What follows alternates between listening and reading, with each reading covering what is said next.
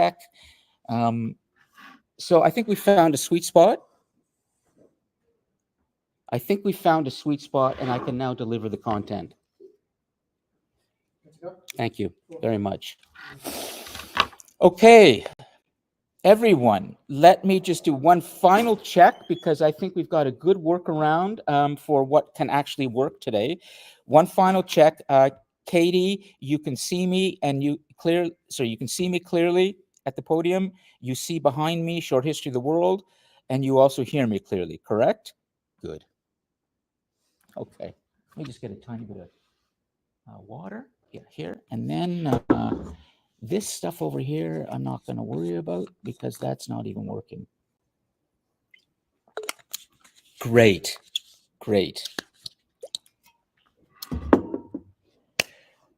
Welcome everyone to Short History of the World, our first class of the second half of the semester.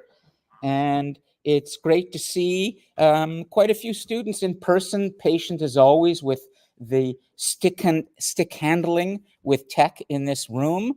But we are getting there since the strike ended and we can actually move forward. So we're going to have, as usual, a really good interactive class today in which we're going to talk about something very big, which is the conquest and when two halves of the planet came together in 1492. Now, before we do that, yeah, you could just put the conquest and go ahead. Roxalana is already on the notes and we can help her with them as well. I'm just flying a bit by the seat of my pants right now because of how we've managed things, but let's see. Good, that's working. I have a new map of the world that I'm going to be using, which is more accurate and that will allow us to continue to really have a good visual idea of what's about to happen in the story today. Normally, when we begin a class, I will have the on-board part first, but we've already essentially done that while we were getting things set up. All of the students who are in person here have put their names on board here. Roxalana's got that going. I would like those of you in the Cosmos right now to put your full names into the live chat. Okay, so I think it's Reggie, Shameen, Katie, and Alea. Go ahead and put your full names in the live chat. And then we know who's completely on board. And Alea, thank you for joining the class. Even though I know you're ill today, I got your email. That's great. And you can be reassured that actually you receive full participation marks today because if you recall, before the break, that was the deal, right? That she would do the notes and she would get the 5 out of 5 today as well. Roxalana gets 5 out of 5 for today too. Before I go to a question, do I see a question? Yes. Brewing? Okay, hold it for a second, okay? Olive, I'm looking at a cat, or what am I looking in terms of Halloween today? I don't know. What is it? A tiger? Or it's anyways. If anyone here Star Wars fan, please raise your hands. Give me the name. Thank you. Okay, you can't see this, so I will describe it. Olive, what are we looking at in terms of Halloween outfit? It is supposed to be a weapons bandolier on a lot of fur because, well, Wookiees are 99% fur and 100% aggression. 100% aggression. Yikes. They are capable of manhandling entire enemy battle tanks with barely using any firearms. They are able to use minimalistic explosives to take out entire tanks, and they can completely punch some of them apart. I like human power, and as a matter of fact, that raises a question that we will be addressing today, Olive, a little bit, since I always like to tie things back into the class, which is, do humans know how to use their greater and greater power that they are acquiring for themselves in this story of humanity? It's a very important question. Sounds like this character does. This And character, yes, this character doesn't use it as much as some of the on-screen suggestions. What you would think about when you see a Wookiee. a Wookiee. Could you, Roxanne, could you spell Wookiee and educate your professor? What is how do you spell Wookiee? Wookie. Wookie. Okay, They a are Wookiee. species roughly, I want to say, 8 feet tall. 8 feet? Is that a good estimation? Roughly 8 feet tall? Wow. They are layered in dense fur, and they're actually a relatively peaceful species. But Wookiees. Oh, are Wookiees from Star Wars? yes, Now it's going back. Okay, because I remember seeing Star Wars when it came out originally. What a big deal it was. Those are the Wookiees. Of course. Yeah, they're kind of cute. you're thinking of the Ewok. You're thinking of the Ewok. Ewok or something. But well, anyways, thank you for helping to launch the class today with something that's fun and interesting. And for all of you in the cosmos right now, you can't see this, but out in front of me, we have other students who are not dressed as elaborately as Olive is, but they have things on their heads. And Thank you for the and compliment, but this is yes. one scene from Value Village. Too much information. Too much information. We don't need to know that. We just need to see it and appreciate it. But anyways, okay. So 1, 2, 3, 4, 5, 6, 7, 8, 9, 10, 11, 12, 13 grade are in person here. We have about 5 in the cosmos and the rest in another solar system. So we're good. We can actually start now.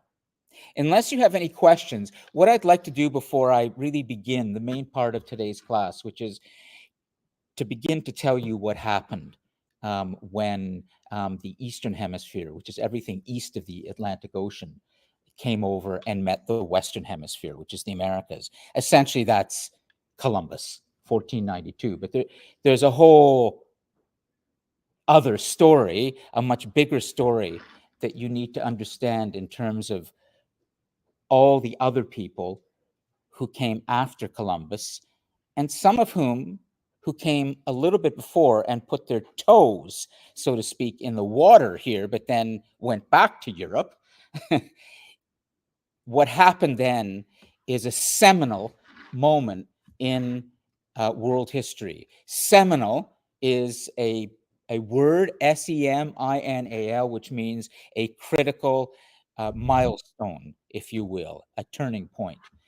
And all of you know those terms now, milestones, turning points, because you wrote your first assignments about that.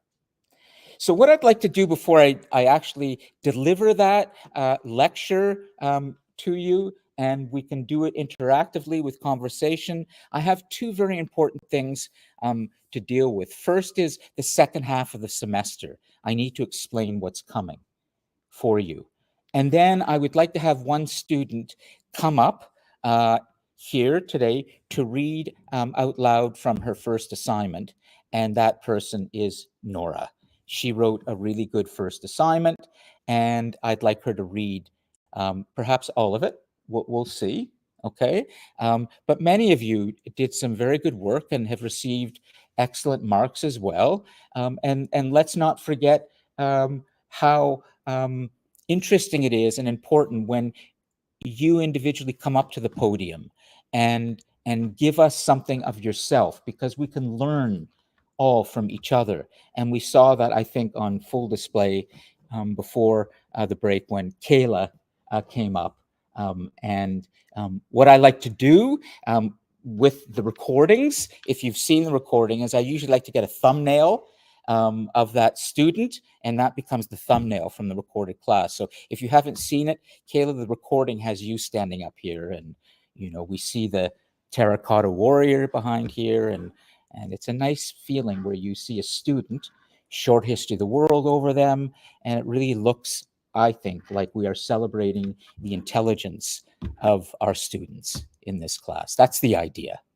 Okay. And also I thought the way Kayla came to the podium was a little bit different than Nora. Both are demonstrating high quality thinking.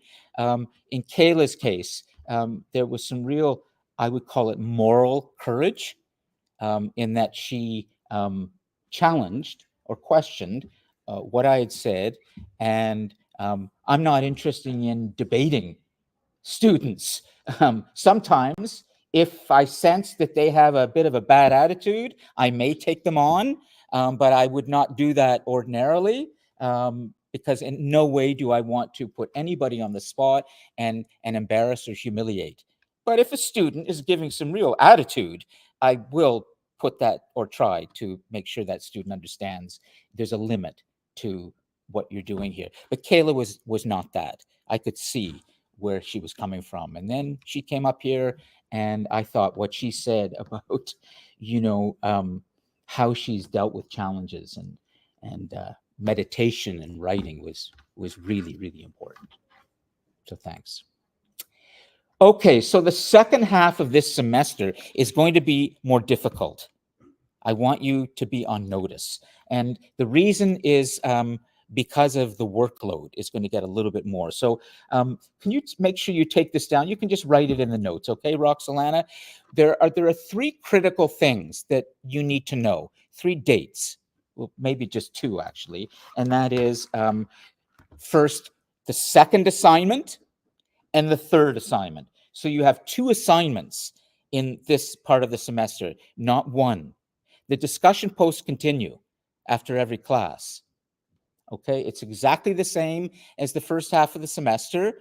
You do the discussion post, and then for the final discussion post, number 7, I will give you that 5 out of 5 because I won't be able to process all the grades in time. So there are 6 discussion posts that you're doing this half every week, same as before. But it's these 2 assignments that I want to make sure you're clear about. And it's particularly the second one, but I'll deal with that first, and then I'll talk about the third one, which is the really big one of the semester, and that's due on Tuesday, December the 9th. Okay, so that is really the critical work that you're going to be doing this semester, and that's due on Tuesday, December the 9th. And I'll talk about that too, but I want to get to the second assignment because there is an option that has come up for the second assignment that I want to tell you about, okay? Let me just explain it this way, and then I'm going to show you something. The second assignment, originally, I had it due, Roxanne, I'm going to put this in the notes, but don't take this down yet because this could be changed. But originally it was going to be Tuesday, November the 18th. And you could do that, but I need to tell you about something that has come up that's really important, okay? And I'm going to bring this up onto the screen here. It's an event that's going to be taking place in this room, and it will be happening on Wednesday, December the 19th. Now, I want to tell you about this event. First, the second assignment was going to be something that I was going to give you in terms of instructions. I haven't quite done that yet, but there was going to be one that's directly related to the content in this course. And that would be due on Tuesday, November the 18th. But then I thought, a little bit creatively here, there's an event taking place in this room on Wednesday, November the 19th, a very important event in which the president will be here. I will be hosting with other called DC Talks, and I want to tell you about that. And I feel so strongly about this event and the need for you to be here for it and even do an assignment on it, that I'm prepared to give you an option that instead of doing the original one that I was thinking of, I'm going to give you this as an option if you would like to do this. And let me explain it. But that would mean that the assignment would be due not Tuesday, November the 18th, but the following week, so that you have time to come to this event, review the recording, and then write about it afterwards. You follow? Okay. So what is this event? Well,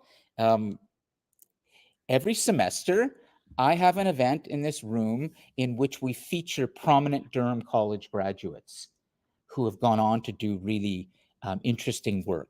And it is organized by another department here, and they in the advancement, it's a Department of Advancement and Alumni Relations, Ariel Sully.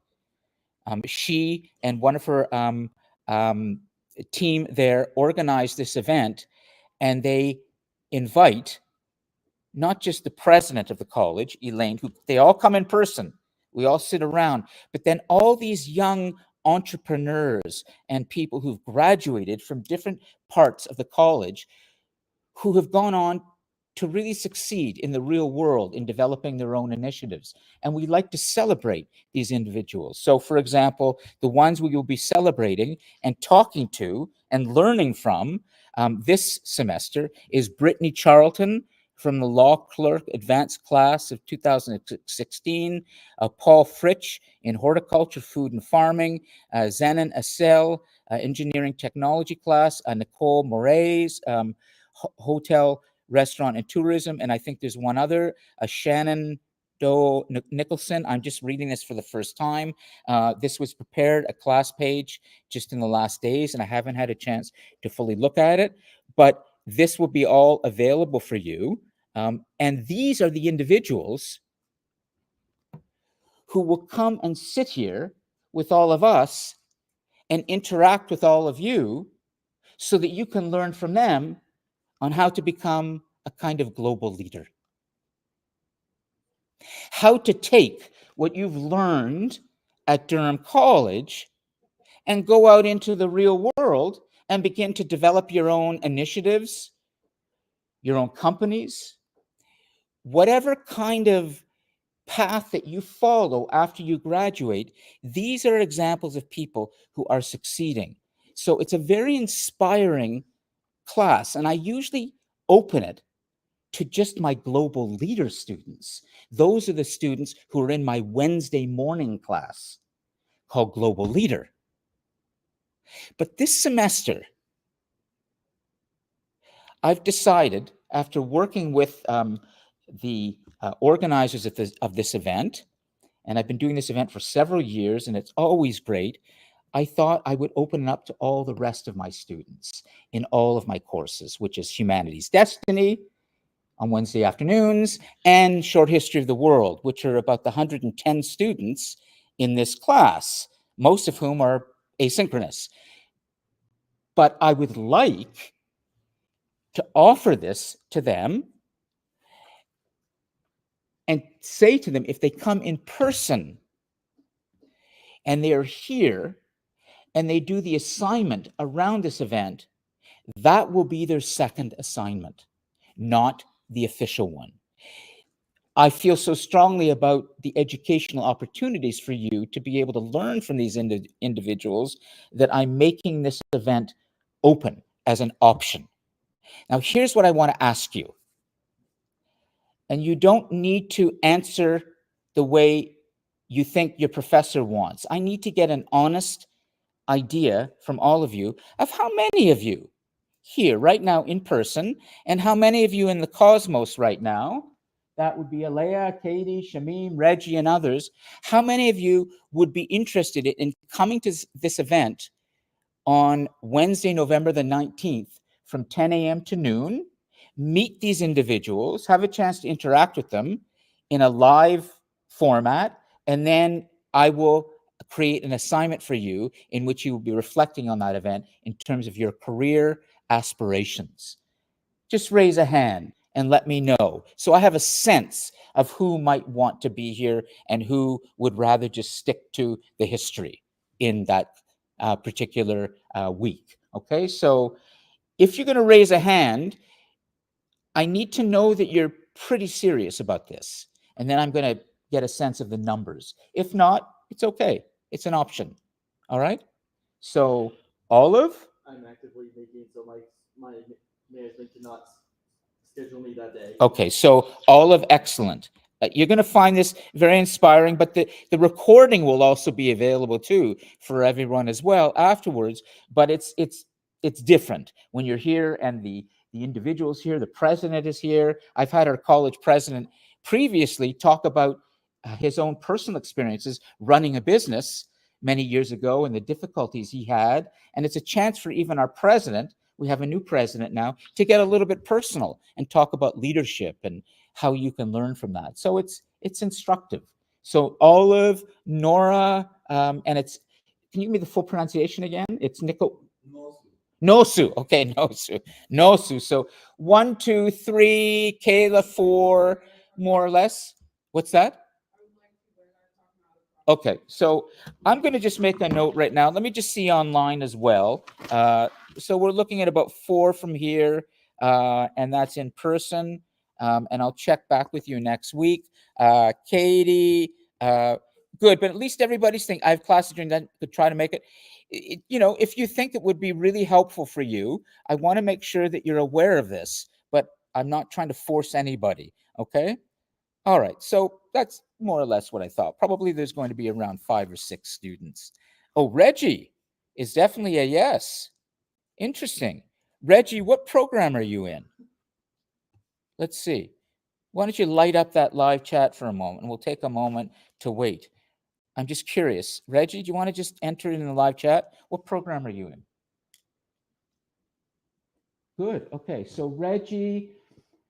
Okay. So I have a sense. I will bring this back to you next week as well, just to remind you. But this event is something that is starting to be promoted college-wide over the next days. So you may hear about it and see about it because lots of people from the campus will be coming as well. It's called DC Talks. And so, but as you can see, it's something that I'm very involved in because I'm the host of this, or the main host, and there's a description of my involvement, my global leader students here usually. Yeah, the DC Talks Alumni Series is hosted by DCAA in collaboration with Lon Appleby's Global Leader class at DC, and aims to inspire current students, facilitate networking among alumni, and highlight success stories. This event is also part of Do It in Durham Entrepreneurship Week, Durham Region's celebration of entrepreneurship held each November during Global Entrepreneurship Week. So for those of you who, you know, have not raised a hand or are not sure they could come, maybe you'll change your mind. You still have time. And if you don't, it's okay. There's another assignment for you to do. And that one is officially due on Tuesday, November the 18th. Okay? Everybody clear on the options? And have I explained this clearly enough? Yeah, good, because it's kind of complicated sometimes. Okay, great. Well, then the next thing is I'm going to just bring up our first assignment in a moment, and then we're going to get to the main part of today's class, which is to start explaining to you about the conquest and about the idea, the force of conquest in the human story. It's a very important one. Okay, so Nora, do you feel ready now to bring up your first assignment and put it here? And I'm just going to explain for all of you as Nora's coming up here that Nora Daw is one of the in-person students. Here she comes, and you can just stand. It'll be the microphone here. So you kind of know how it works. You saw Kayla. And Nora is going to read, I think you can read your whole assignment, okay? I reformatted it a little bit so it's easier to read. Okay, and if you need me to help you at any point, just let me know, okay? But other than that, let me just remind you what's so important about what Nora's about to do is we're not just seeing good communication here, which is one of the essential employability outcomes, by the way, in the course outline, is to help you communicate better. So that's partly why I do this. The other reason I do this, the method and the madness, is to give students a chance not just to communicate, but to communicate with current technology. So right now, Nora's live on YouTube. Now, who cares? I mean, everybody uses YouTube. However, it's part of the method of the madness here is she's communicating on YouTube. And that's what people do today. But there's a way to do it well. And then finally, it's the content, the most important part. There's some review going on here. She's going to tell us about 3 critical milestones in the human story so far. So instead of me reviewing, she is. Please read. Go ahead. Okay. So in the chapters of this story of history that we've covered so far, there are 3 key developments that have contributed most to our story. There are many important occurrences throughout history. These specific events and developments lead to an almost domino effect for everything that came after it. Starting off with one of the most important, if not the most important events in all of history, going back all the way to the beginning, the Big Bang, 13.8 billion years ago. Now, the reason why I hold the Big Bang with such a high importance is that we know it is the beginning of what led to where we are today. Yeah. Without the Big Bang ever happening, we would never have an expanding universe where planets, stars, suns, and moons, and so much more start to take shape and slowly bring together everything that is known and still unknown today. It was from the Big Bang that we got the particles, elements, and atoms that make up everything that exists, including the planet that we live on and the sun that we rely on, that allows the Earth to have life. Though it can be overwhelming to try and process all of the science behind the Big Bang, how the first particles formed, which then became hydrogen and helium, and eventually became the first atoms, creating a catalyst of developments all crucial to history. We know from the scientists who spent time studying the universe, working with NASA, what happened to get our ever-expanding universe, and that if the Big Bang never happened, nothing would exist, and we would definitely not have a short history to talk about. The second big development that I feel is one of the biggest impacts in the story is 7 million years ago with the Great Divergence. The Great Divergence was all about evolution, with one of the biggest turning points, with primates going from being quadrupeds to becoming bipedal, freeing up their 2 hands. While some can argue that the change in thinking led to tools being made and the ability to learn to wield fire would be a greater turning point for the story, I believed what happened before this set up a new path that would give humanity the push it needed to evolve to become closer to humanity today. As mentioned in the lectures, this was a major turning point because freeing up the 2 hands allowed for so much opportunity for other tasks, such as grabbing things, and eventually, with the development of thumbs, the ability to mold things around them. It was also mentioned that this ability that allowed them to manipulate the world where they lived in caused their brains to grow and develop more complex. Throughout thoughts like questioning why they died, building tools, and figuring out how to create fire and using cave paintings. Though it took a while to get to this point, the Great Divergence led to what sets humanity apart from any other animal, having the ability to do things with 2 hands, with opposable thumbs, helping them mold the world around them, and a new higher level of thinking, allowing curiosity and being able to learn. All of these small factors added together the Great Divergence will create a domino effect that soon brings us to the start of civilization. Civilization brings me to what I believe is the third key development that takes place in the chapters of history we've covered so far, and that is the agricultural revolution. Around 10,000 years ago is when we see the change. Instead of hunting for food and moving with animals, we start to see humans settling down and growing their own food. Not only was this a huge development in relation to how to obtain food, but it was the start of a period where people were not solely relying on blood relatives. Now, there are these communities of people working together, finding new ways to get food and figuring out how to share with each other.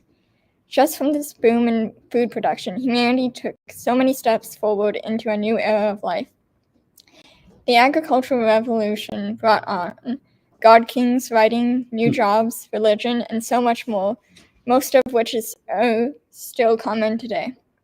The reason why I chose the Big Bang, the Great Divergence, and Agricultural Revolution as three most important developments in the story, of which we covered so far, is because it's so hard to imagine any life that would be remotely similar to what we have today if even one of them never happened.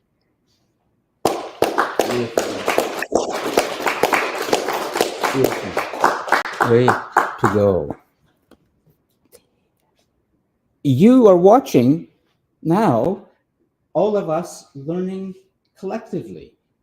Good notes, processed through a human's brain, a young human here who's just demonstrated that she has been listening, thinking, and organizing her thoughts, and then finally using the written word, writing, how critical this thing is. You saw that on display 2 weeks ago when Kayla started to talk about the power of writing.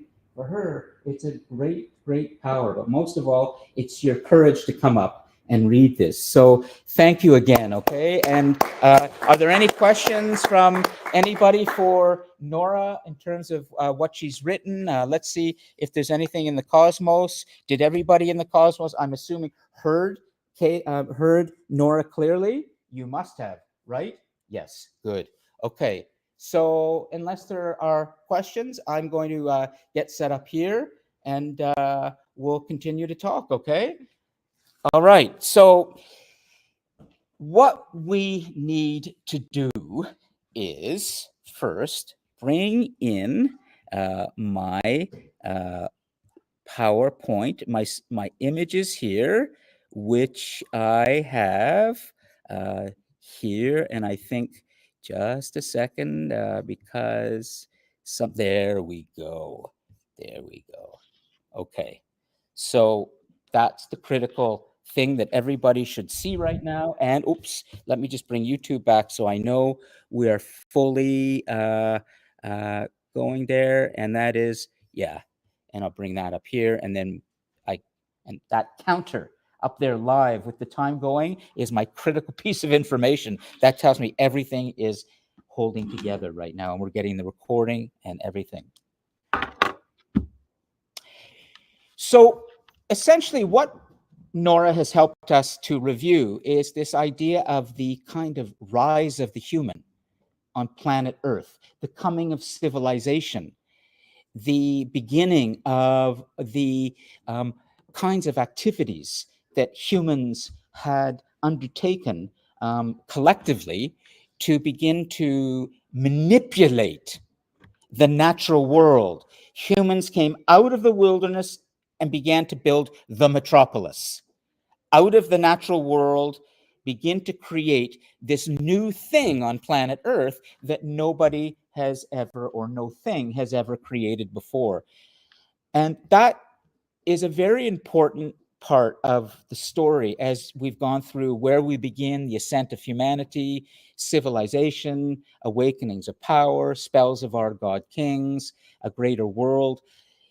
I've not been able to deliver to you the content exactly the way I've wanted in every single chapter this semester because of the strike and other things, but I'm essentially getting you the main points that are very important. However, if you would like to see all of the content, all of the critical content, I have recorded lectures for all of these chapters, and there are students who email me from time to time who ask, as part of, let's say, suggested resources. I haven't even had a chance to do that this semester, to give you suggested material that you could be reading or looking at outside of the class. I've kept it very, very simple. But if you would like to have all of the recorded lectures for all of the chapters and get the full story, I can email you the links.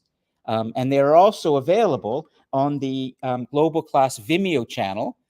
But there's all sorts of other recordings. There's like 400 videos on our Vimeo channel of student work and classes. So for you to scroll through all that stuff to find the recorded lectures can be problematic. So if you would like to see the lectures, I can send you the links. Okay. But essentially what has happened is in the first half of the semester, that was the story. Those were the chapters that I was covering with you. Where we begin, the ascent of humanity, civilization, awakenings of power, spells of our god kings, and a greater world. And now we're starting with the conquest in the second half of the semester. What I'd like to do when I begin the conquest today is kind of fold in a greater world and maybe parts of spells of our god kings and bring back a bit of awakenings of power to give you some more of the content from those chapters. But essentially, I'm moving on with the story. I'm starting today at 1492 with the conquest.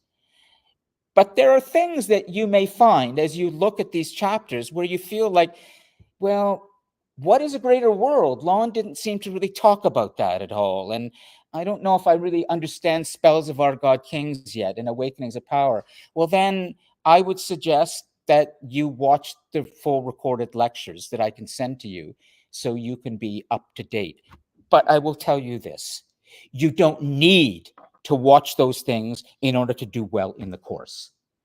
You just need to keep coming to the classes, doing the questions or whatever, doing the assignments. I'm just suggesting to you, for the history nerds among you, including myself, who love history and really want to know more about the story, I have material for you.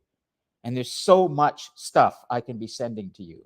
But for now, I'm going to continue with the story and make sure I get to the end in week 13, which is that we're going to be right at the end of the beginning of the 21st century. And I'm going to be able to return to this force of evolution and be able to at least explore with you a bit more about where might we be going in the future on this planet, given what we've explored this semester.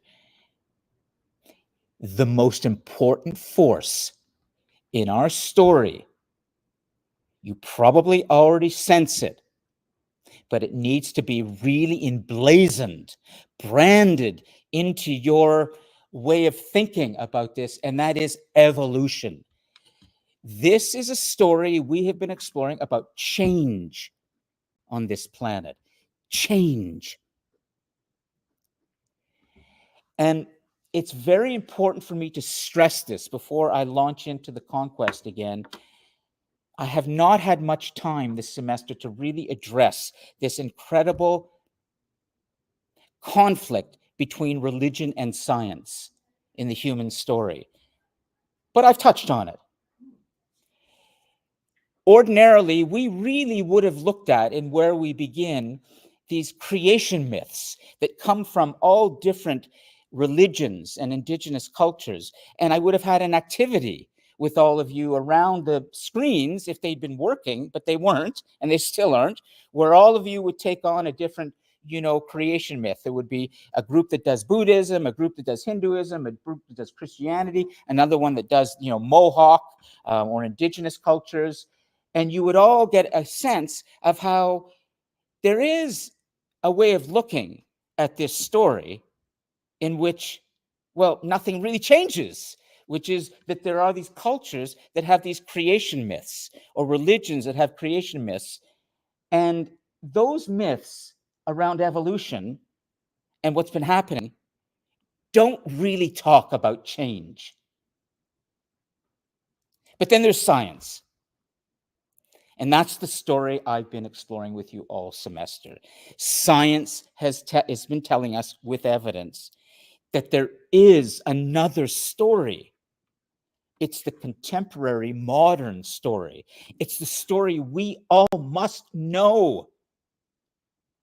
We all must be familiar with, no matter what culture, what religion we come from.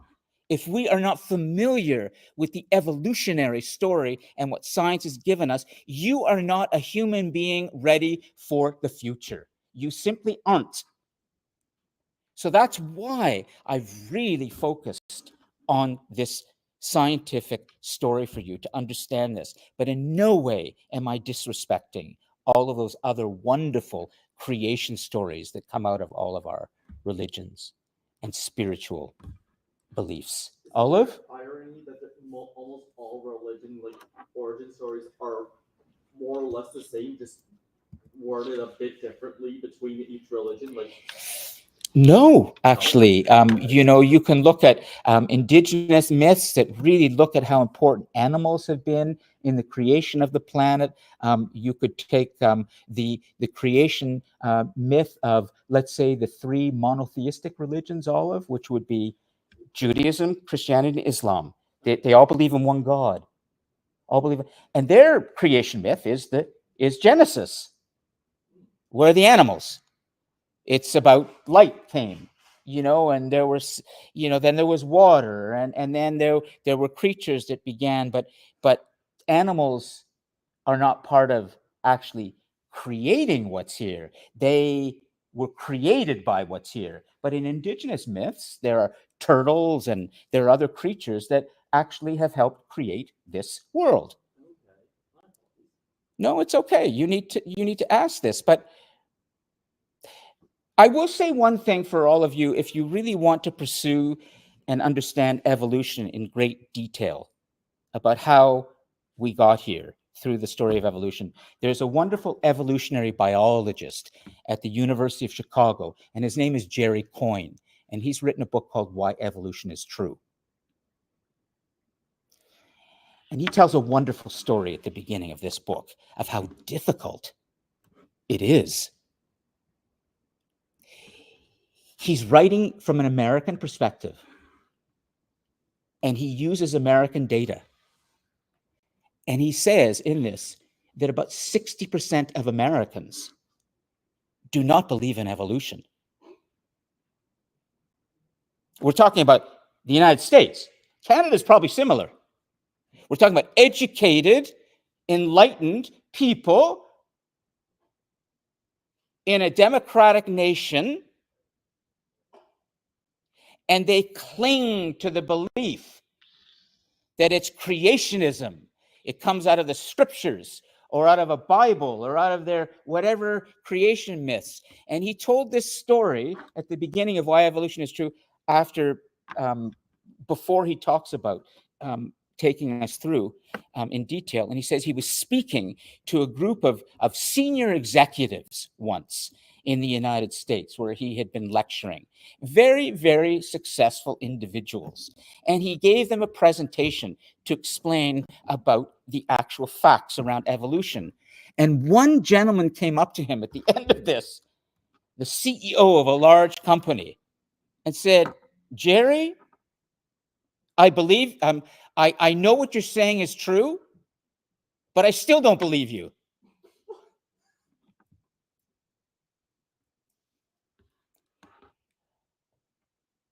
I'm going to conclude by saying, I know there are people in this class who are religious. In no way am I going to have any kind of debate with them. In no way am I disrespecting them. I understand what they're saying, and you've seen how important I have made prophets in this story. 2 weeks ago, we talked about the coming of Jesus and how important he is. However, there are students listening to me right now, here in this in-person group, out there in the cosmos, in the solar system, among the asynchronous students who have tuned out, who have said, that professor is just trying to shove evolution down my throat. I don't believe him. My scriptures say that humans were created, they were put here by God, and we did not evolve from other forms of life. Those are what my scriptures say. And that professor, he is ignorant of my own religion. Well, I will tell you this. In no way am I disrespecting your religion. I am not ignorant of your religion. I am quite religious myself as a Jew. But I'm afraid humans are bigger than their religions. And you're going to see this now as I take you through this story. Humans love to explore. Humans are very curious. Humans are adventurous. Humans want to go where others have not gone. Humans want to do what has not yet been done. You know what I'm talking about because you have that in you too. Well, let me start by saying you're looking at a person behind me who had that very same impulse, and his name was Cristoforo Colon, an Italian. His name has been anglicized to Christopher Columbus, but it's okay. In 1492, something happened as a result of what this individual did. And he was driven by the desire to know what lay beyond the ocean, the Atlantic Ocean.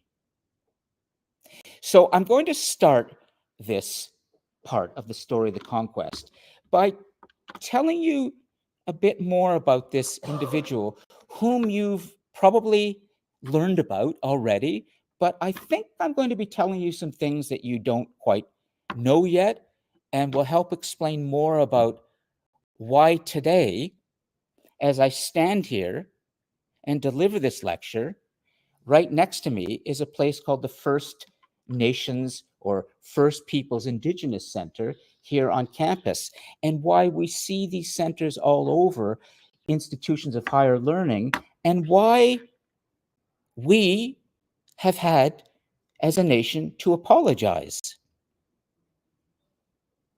to what we did to these individuals when Cristoforo Colon, or Christopher Columbus, discovered the Americas. So let me tell you a bit more about what actually happened. I'm going to guess In ancient Italian. What's that? I'm gonna guess everything there is spelled in Old Italian. Well, what you're looking at right now is something close to that, Olive, but let me explain, okay? In the 1200s, 200 years before Cristoforo Colon, or Christopher Columbus, raised enough money to launch 3 ships from just the southern tip of the Iberian Peninsula. There's Spain and then there's Portugal.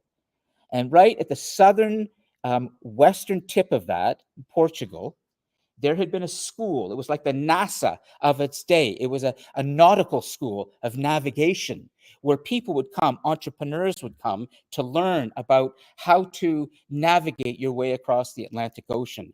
But 200 years before that, even more, there was an individual who had made a great trip from Venice to China, and his name is Marco Polo. In a greater world, when I begin to deliver that lecture, I begin to tell you about a new type of person who had emerged in the human story. I don't talk about the God Kings at that point. I move on to tell you about something else that was emerging in the story, and that was these people. Like Marco Polo, for example, who grew up in Venice, who was smitten, fascinated by the idea of exploring other cultures. Marco Polo wrote a book called The Travels of Marco Polo that you're looking at right now. And when he had returned from China, after living there for something like 25 years,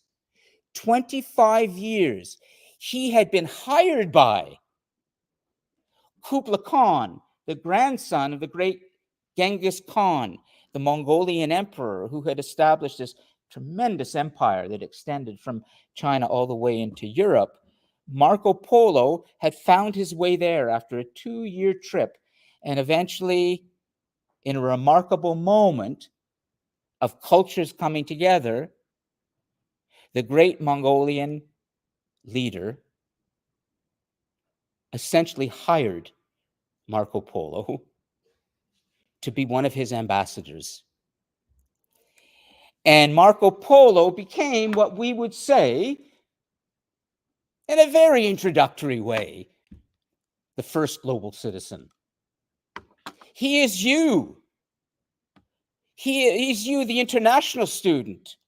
He is you, the student who is not an international student, but is on your video games or on your email, communicating with other people from other cultures and loves to talk to people from other cultures. That was Marco Polo to a large extent. He was fascinated by China as a European, and the emperor of China, of the Mongolian emperor, recognized that and kept him on. And eventually, when Marco Polo returned to his homeland, many years later, about 27 years later, he wrote a book. And this book, The Travels of Marco Polo, at the time was handwritten. But then eventually, in the 1400s, in 1450, the humans did something new. They invented the printing press, and it was invented in Germany, and it was invented by a man named Johannes Gutenberg. And the printing press became what the internet is today, a way for information to begin to fly off machines, books to be published and printed. And sure enough, guess who got a copy of Marco Polo's travels? Christopher Columbus. And that's whose copy you're looking at right now. You could go to southern Spain today, to Granada, to a museum, and you could see Christopher Columbus's copy of Marco Polo's travels, because guess what? Take a look. It's not the printed version here that matters most. It's the annotations, the stuff that's scribbled in the margins. You know who those notes are? Christopher Columbus. Absolutely. That is insane. He could. At that time, Olive, in the 1480s, this is 30 years or so after the printing press had been published, Christopher Columbus had been plying his trade around the Atlantic Ocean on boats as a kind of commercial seaman. But he was very ambitious. And a lot of people already were talking about the fact that, well, you know, the Earth cannot be actually this round spherical shape. The Earth cannot be flat, because, you know, we see all these other things in the cosmos, you know, the moon and some other celestial bodies. The Earth must be round like everything else. But we didn't really officially allow that belief to be accepted yet. Okay, Olive? So in Columbus's time, there were adventurous thinkers, many enlightened thinkers, who knew that, listen, if I take a sailing boat and travel around an ocean, I'm eventually going to wind up at the same place that I started eventually. I'm not going to go across the edge of the horizon and fall into hell. But your religion would have told you something different, Olive. Christianity at that time was the dominant power in the European world. And I'm afraid to say that you're about to see, in the way that the Christian faith used Columbus, you're going to see a very dark aspect of religion. I don't want to say Christianity or Roman Catholicism, but the fact is, let me continue, okay? Let me just, because I don't want you to think that I'm going to be denigrating the Pope, the Roman Catholic faith here, because there are a lot of Catholics here. But for you Catholics, you need to hear this. This is true. So Columbus, 1492. He gets these 3 little ships, tiny ships. It took him about 8 years as an entrepreneur to go around to different European countries, the kings and queens, to ask them for money, to say, listen, if you give me the money, I can guarantee you that I will be able to find a special new trading route that will get us to the Orient, to India and China faster than by land. In Marco Polo's time, he had traveled all the way to the east by land. But Columbus, having been educated about nautical engineering and navigation, recognized that he had a financial opportunity here. If he could convince any European nation to give him the money, he could make that nation rich because he could establish a new trade route that would get to the other side of the world much faster than by land. But only the king and the queen of Spain, King Ferdinand and Queen Isabella, ardent, fierce Catholics, were prepared to give him a little bit of money. They said, yes, we will give you the money you need for your ships to cross the Atlantic Ocean, and you must report back to us as soon as you can about how we will be able to establish this new trade route that will bring all of these important products to us from India and China and the Eastern world by sea. Well, here's the interesting part of the story. Columbus was intelligent in the sense that he knew that if he went across the Atlantic Ocean and stuck to his plan, he would probably reach India in a matter of months. Well, he had the aid of a compass, a new type of compass, and you're looking at it right now. It is a Chinese compass of its day. That is a soup, a kind of a spoon made of lodestone. You put it on a little bit of metal, and as you put that onto your boat, the electromagnetic waves that are circulating in the atmosphere will move the handle of that spoon and direct you to where you want to go. That is an original compass right there, and it was not manufactured by Europeans. It was manufactured by the Chinese. Columbus had a Chinese compass. How would he get a Chinese compass? Why would he even be interested in a Chinese compass? Well, it turned out that at that moment in history,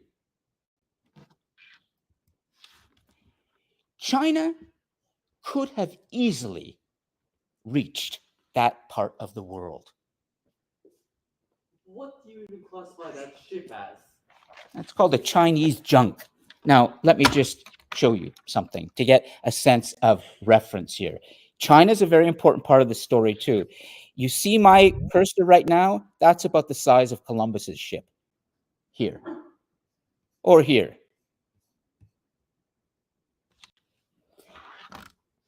China, at that point in history, as Marco Polo surely knew when he wrote about the sophisticated Chinese technology that he had seen in the 1200s, the restaurants, the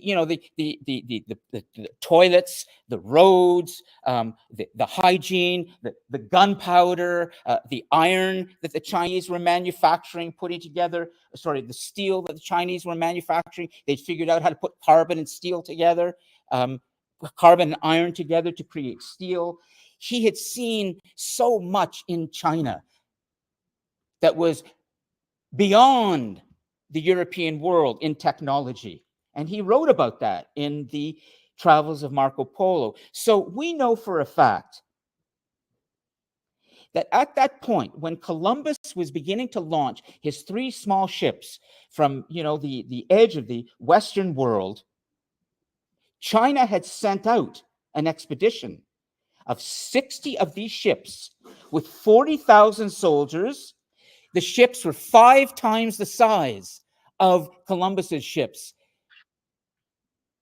But they were pulled back from their exploration. They came down into the Indian Ocean, they came to Eastern Africa, and they were on this great expedition to show off all of what they had for the world, these great ships. But they didn't cross the Atlantic. And the reason they didn't do that has been theorized by many world historians and scholars. And it comes back to the idea that the Chinese have forever believed that they are the center of the world. In fact, they still believe that to some extent.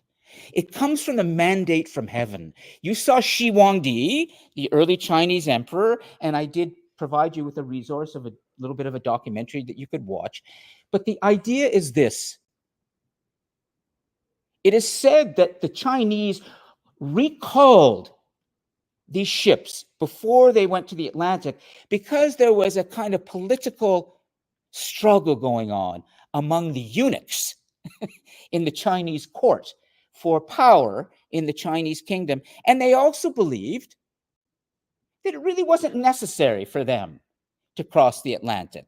They had already shown the rest of the world enough of what they had, and they didn't think it was that important to cross the Atlantic. So they went home. Yes. Sure.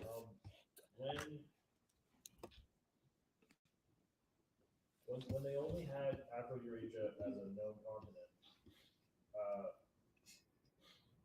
but they thought the Earth was flat, did they have different names for the Atlantic and Pacific Oceans?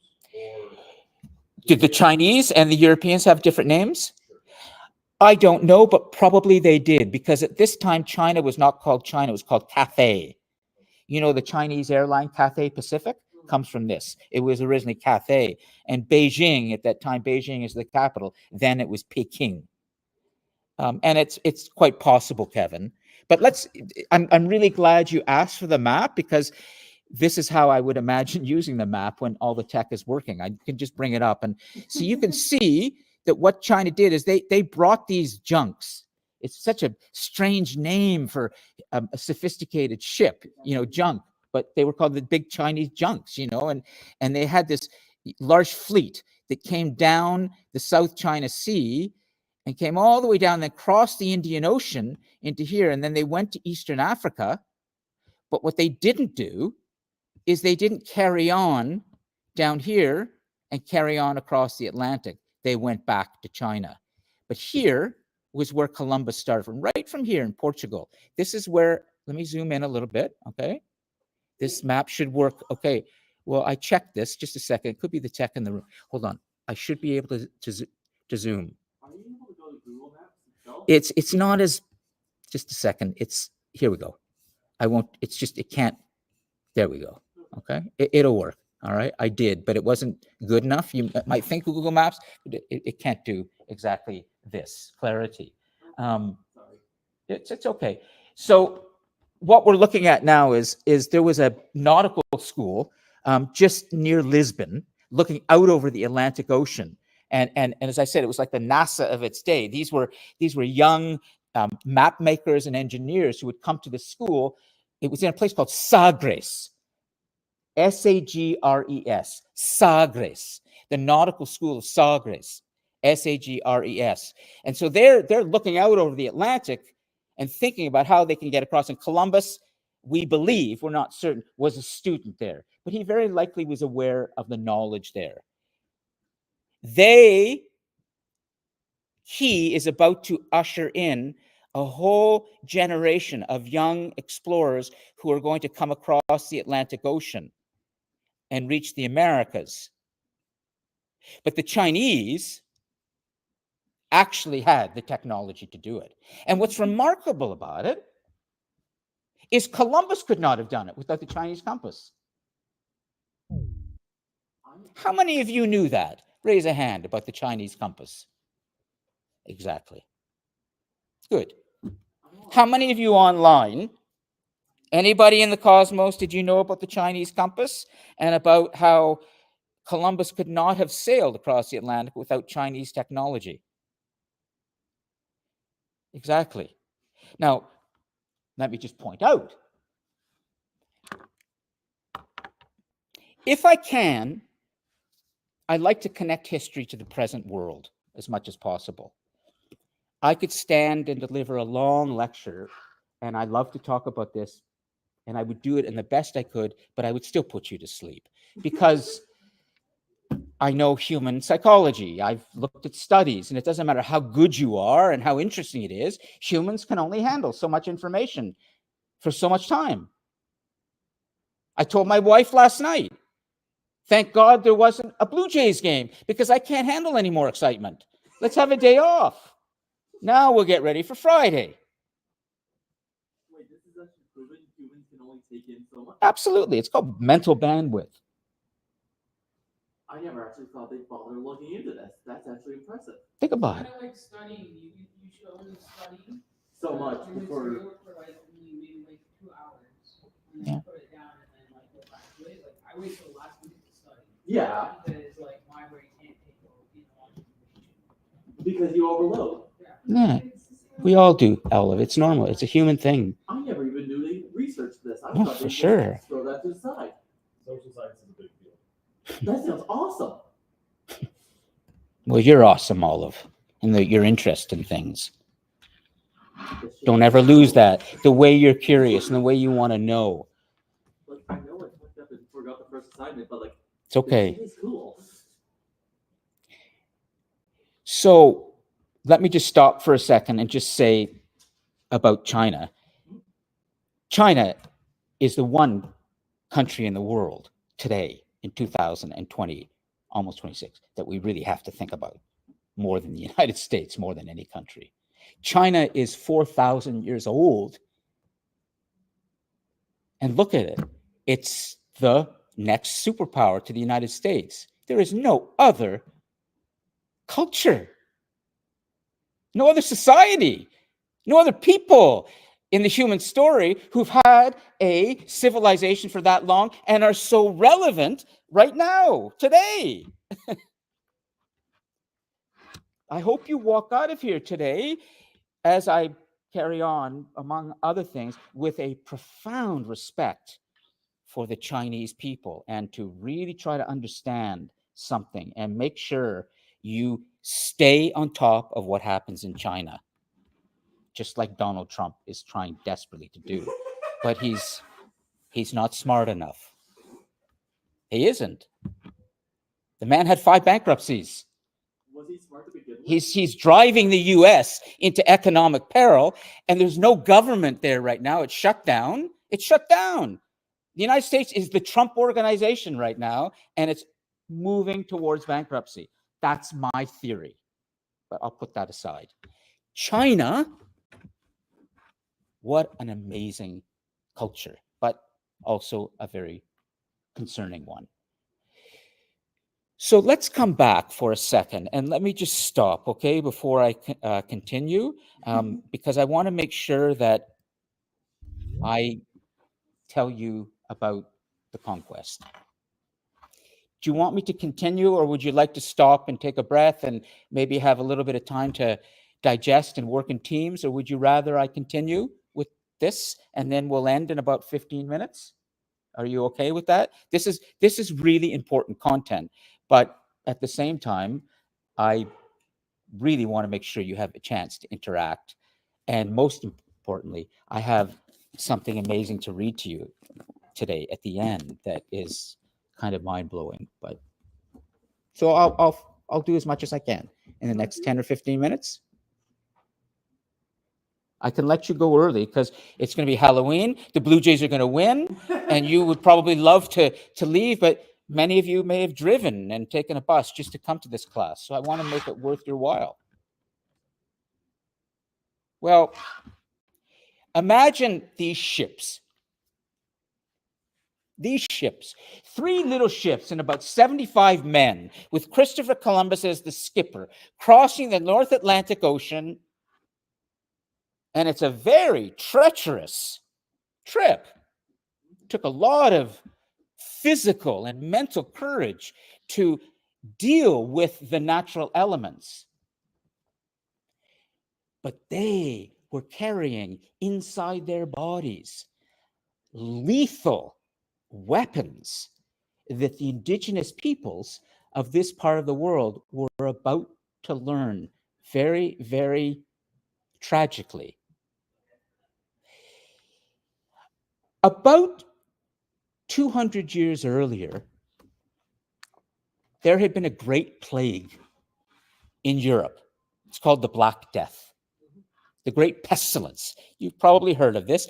There was a population of 75 million people in Europe, and about 2/3 of them were wiped out by this plague, by this epidemic, similar to what we just went through when we had our pandemic. This was the Great Plague, the Great Bubonic Plague. Well, Europe, by the time of Columbus's mission, had recovered.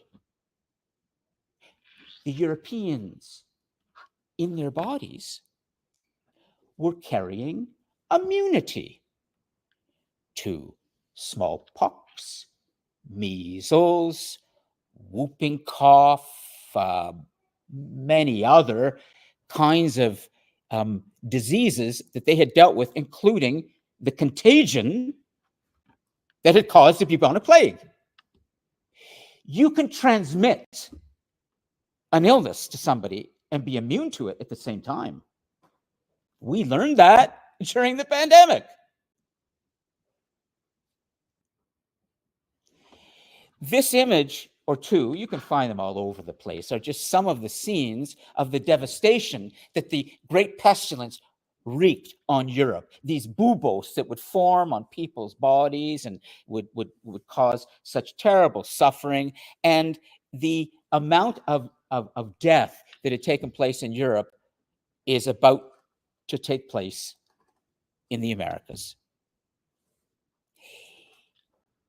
The Great Plague, the Great Bubonic Plague, and the illnesses for which or to which the Europeans were immune are about to lead to, with other things, a very tragic event in this part of the world. What was this part of the world that Christopher Columbus was coming to? Well, when he arrived in 1492, after about 4 months at sea, and saw land, large amounts of land for the first time, he was convinced, even up to his death, that he had arrived in India. And that's why to this day we still call some of the people in this part of the world Indians. They're not Indians. They were called Indians because Columbus thought he had landed in India. What existed here at that time, and what the Europeans were fundamentally ignorant to and did not care about,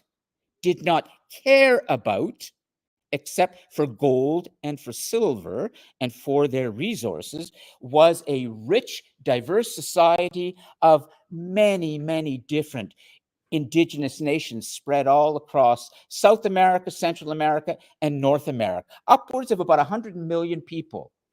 Whether it was the Olmec people, or soon the Maya people, or the Aztecs, or the Inca, or many, many others. You know, the Ojibwe and the Iroquois and the Mohawk and the Haida. I mean, Canada has, I don't know how many First Nations.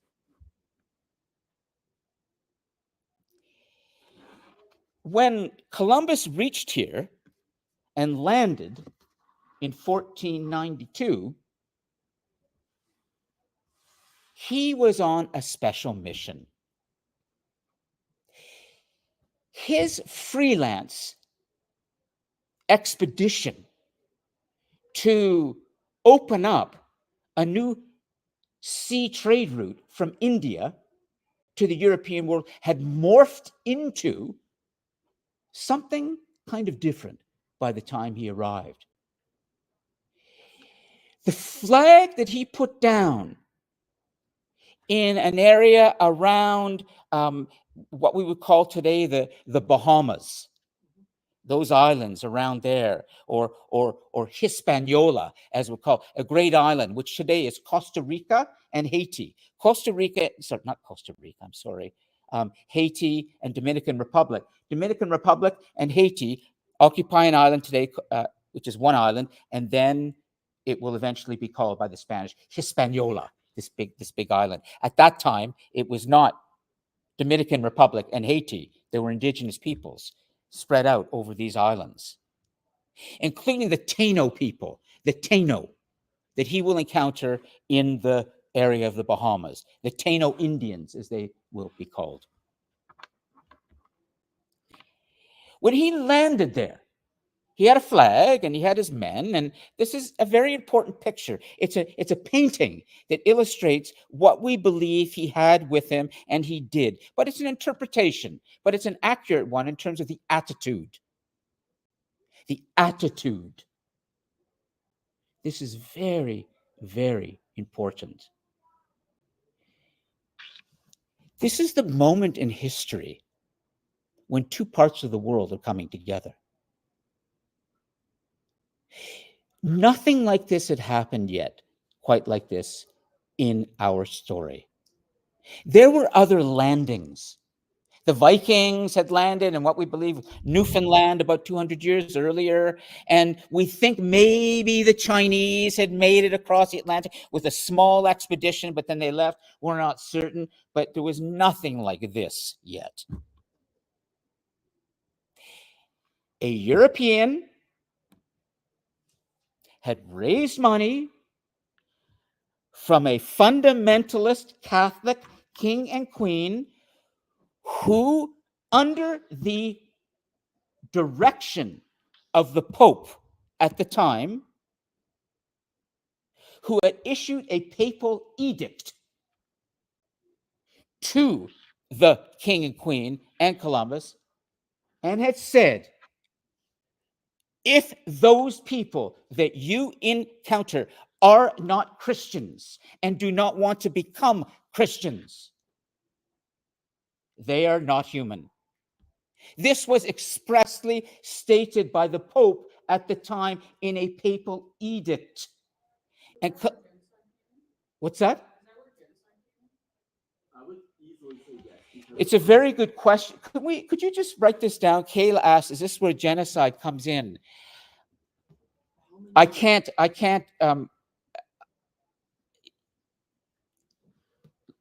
put in quotation marks, yes.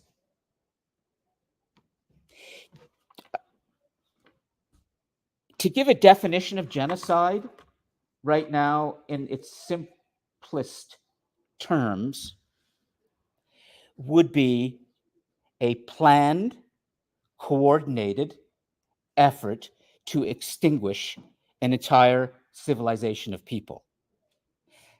That was not the intent of the king and the queen. That was not the intent of the Pope who issued this edict. But it kind of was, Kayla, because what they were saying was, if those people are not ready to become Christian, this is what you do to them. Now, if any of you have a little bit of difficulty looking at a picture like this, which is just a sketch, we didn't have journalists and we didn't have photography, we didn't have movies, we just had painters and others sketching things out for us of what they saw, what they witnessed. But if you feel that this is not something you would like to look at, then just please look away.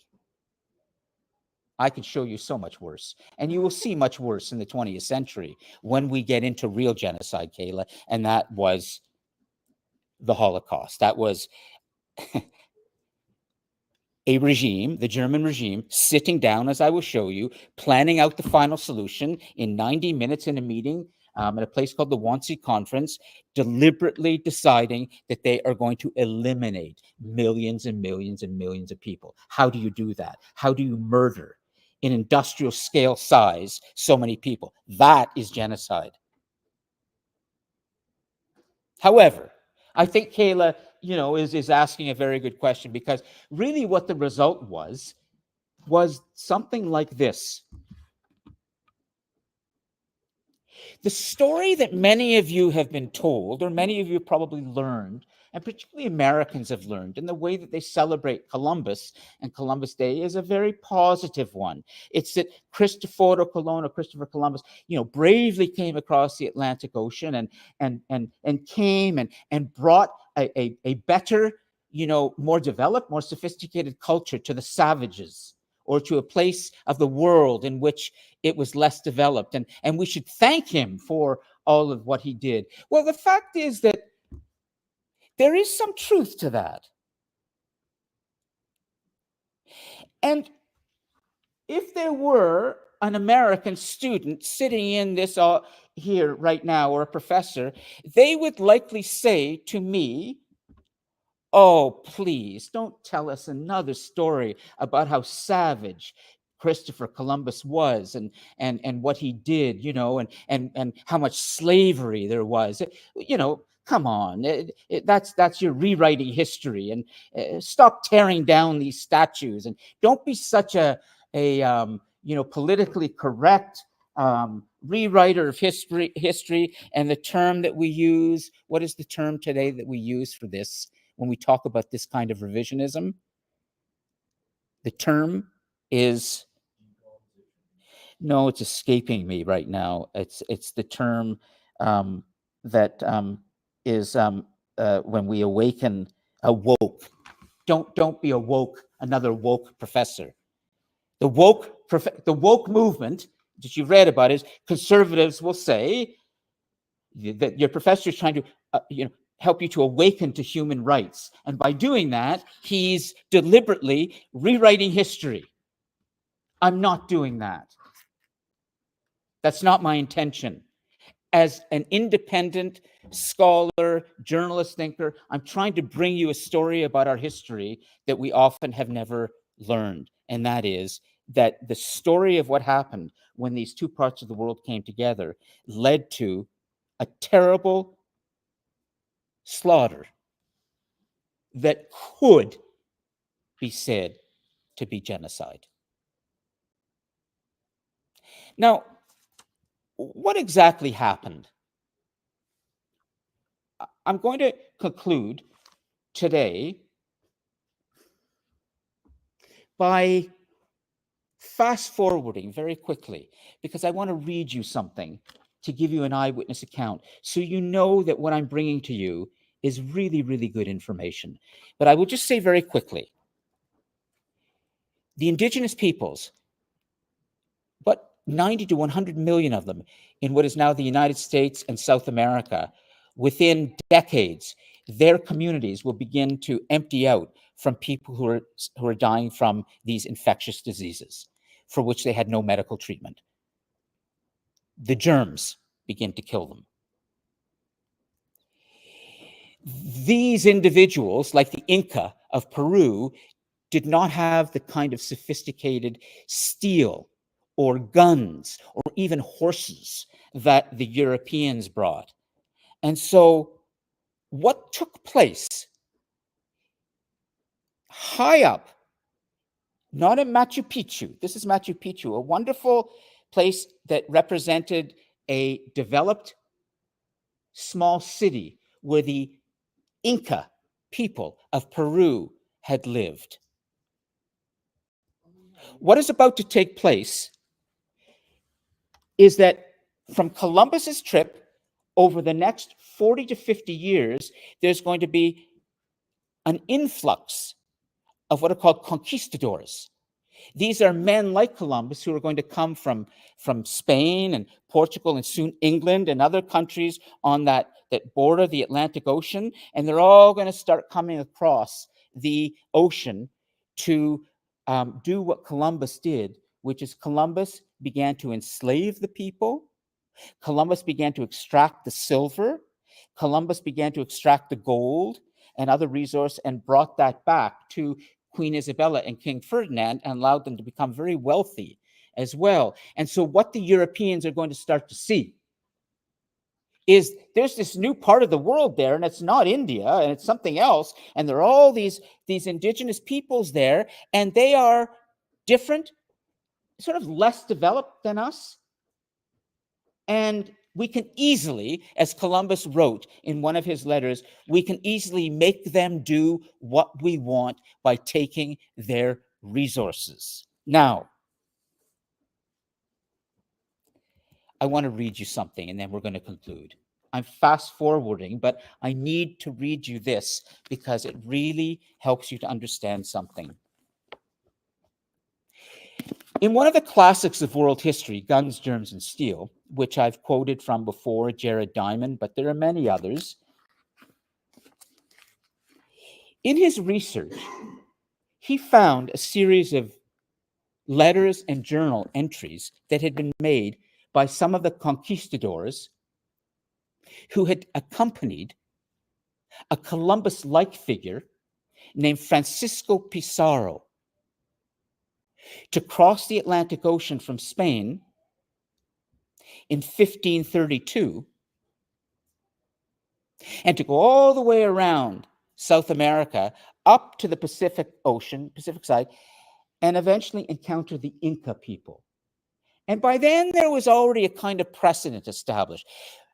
Hernando Cortez had been a Spanish conquistador who had come and had conquered Mexico and the Aztec people and begun to establish a Spanish colony there. And there were others too. But now Francisco Pizarro is about to encounter the Inca people of Peru. And in a very famous meeting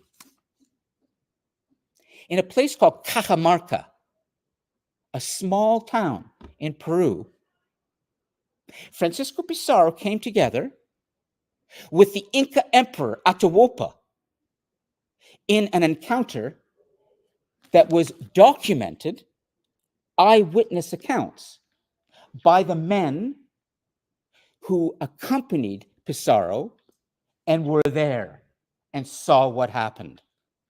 And Jared Diamond has included this in his book, Collision at Cajamarca. I want to read you this, then we're going to conclude. It's just going to take me about 3 or 4 minutes. This is an eyewitness account that will tell you about the mindset and about the motivation that speaks to so much of what happened with Columbus and all the others who begin to come over.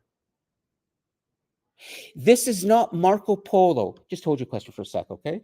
This is not Marco Polo, who, when he encountered the Mongolian emperor, met with him and they established a relationship. This is very different. And today we live in the legacy of this. Cajamarca.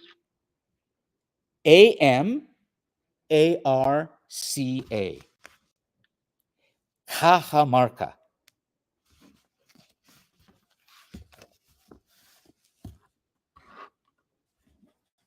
The 200 conquistadors on their horses had sent out an ambassador to let the Inca know that they would like to meet with the emperor at Cajamarca. They had arrived. And so it was established, and on a particular day in 1532, the Inca emperor Atahualpa, accompanied by his soldiers and his army, would come together and meet these 200 conquistadors. Listen to what happened. This is real. This is an eyewitness account from the men who were there.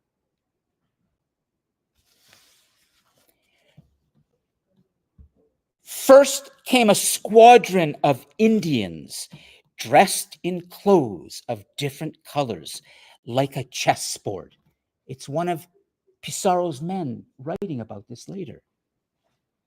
They advanced, removing the straws from the ground and sweeping the road. Next came 3 squadrons in different dresses, dancing and singing.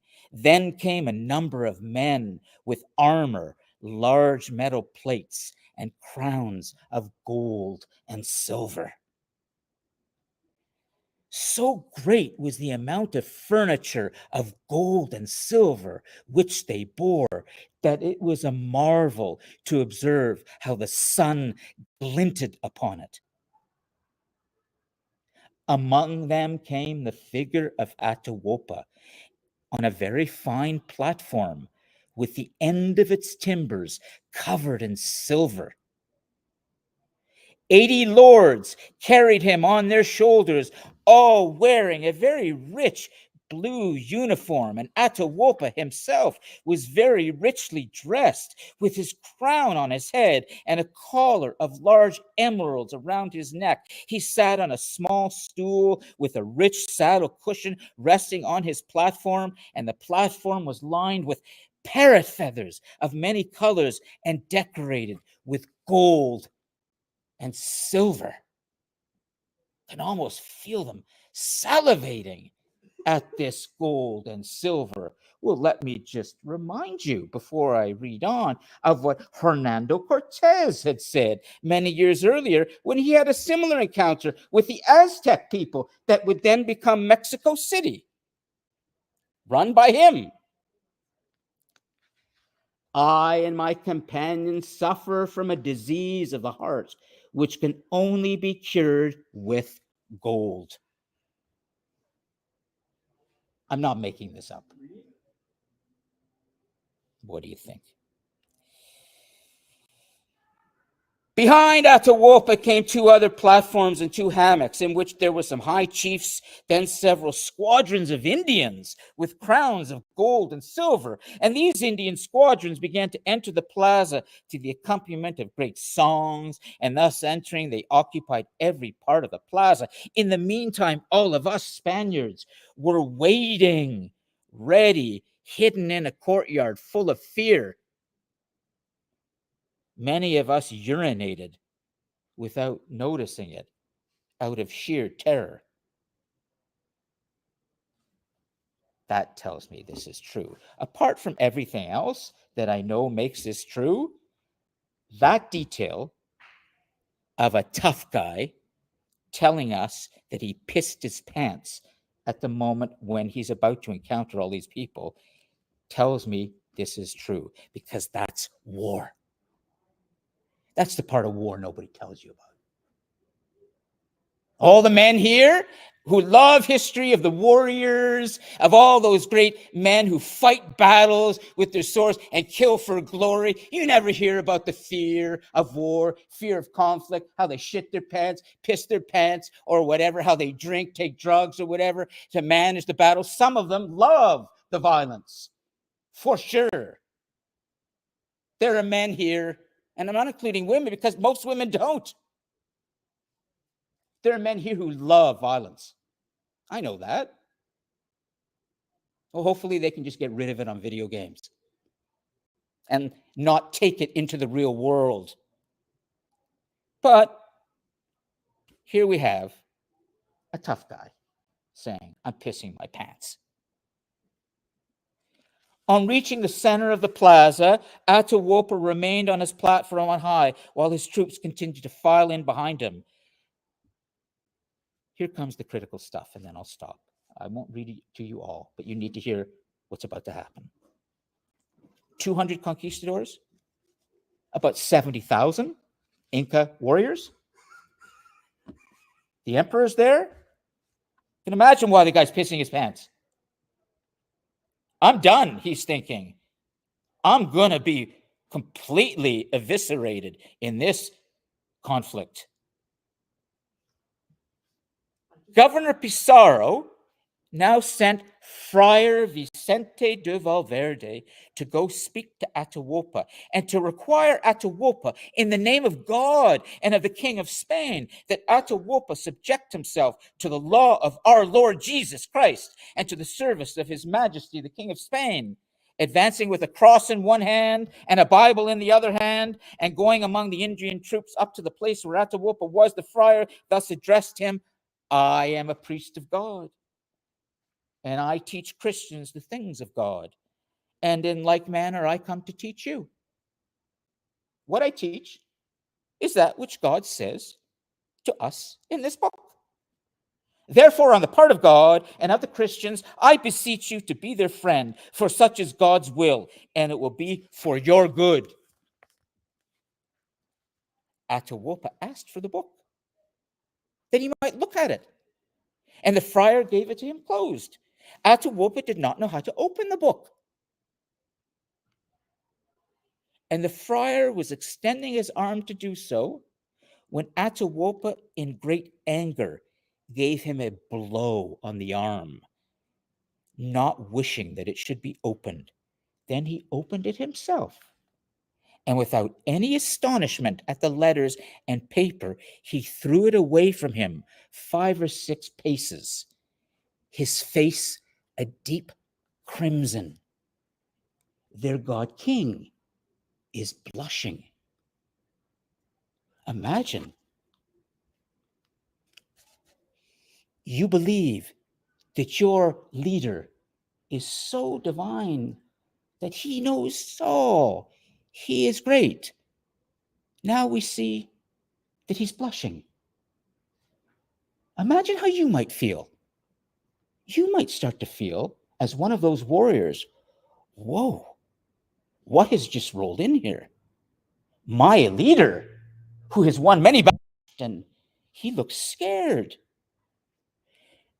The friar returned to Pizarro shouting, come out, Christians, come with these enemy dogs who reject the things of God. That tyrant has thrown my book of holy law to the ground. Did you not see what happened? Why remain polite and servile towards this overproud dog when the plains are full of Indians? March out against him. I absolve you. The governor then gave the signal to Candia, who began to fire off the guns. At the same time, the trumpets were sounded, and the armored Spanish troops, both cavalry and infantry, sallied forth out of their hiding places, straight into the mass of unarmed Indians crowding the square, giving the Spanish battle cry, Santiago. We had placed rattles on the horses to terrify the Indians. The booming of the guns, the blowing of the trumpets, and the rattles on the horses threw the Indians into panicked confusion. Thousands of them. Thousands. The Indians were so filled with fear that they climbed on top of one another, formed mounds, and suffocated each other. Now, since they were unarmed, they were attacked without any danger to any Christian. The cavalry rode them down, killing and wounding, following in pursuit. The infantry made so good an assault on all those remained that in a short order, most of them were put to the sword. This is real. This is how war was fought then. I mean, the guns were very new. The Chinese had invented these kinds of things, gunpowder and these guns. But the swords, well, that's what Alexander the Great had used. You go into battle and, well, you sharpen your sword and you go in and you just hack everybody down. And that's what happened. The governor himself took his sword and dagger, entered the thick of the Indians with the Spaniards who were with him, and with great bravery reached Atahualpa's platform. He fearlessly grabbed Atahualpa's left arm and shouted, Santiago, but he could not pull Atahualpa off the platform because it was held up high. Although we killed the Indians who held the platform, others at once took their places and held it aloft. And in this manner, we spent a long time in overcoming and killing the Indians. The ones that are holding up the platform, they get mowed down. Others come into place to hold up the God King, they get cut down. So I'm going to leave you with the question you can think about for next week. Why did these thousands of Inca warriors not fight back? Just think about it. You don't have to answer. We're 10 minutes over, and I want to let you go. This is a critical question. This is a very important question. It is once said that in the 10 Commandments, there should be an 11th. Thou shalt not be an innocent bystander. Well, why didn't they do anything? Why did they just allow themselves to get killed? Could it have something to do with the spell of the God King? Could it be something else? Just think about it. And if you want to try and answer it, you can put it into the live, into the discussion board. I have to make way for another professor, but if you want to talk to me now for the next 5 minutes, I'll do it to you at the podium. I just don't want to keep all the other students who've stayed a little longer. You can all go. You know, I don't want to hold you here. But you need to hear. This is an amazing eyewitness account of a critical moment in history. And I hope you can start to understand a little bit more of what happened.